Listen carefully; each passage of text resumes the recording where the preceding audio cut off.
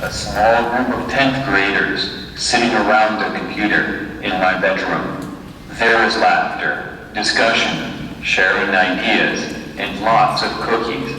I had my section about civil rights and sports in the 1960s ready to be added to the lengthy PowerPoint.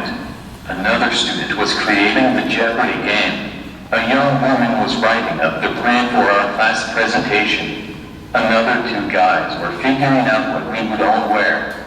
Remember the American History Decades project? For me, this was an experience I will always remember because we all contributed to the project in meaningful ways to earn that A.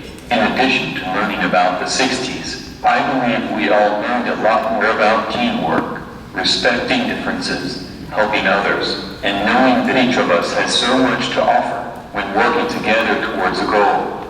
This was inclusion at its best.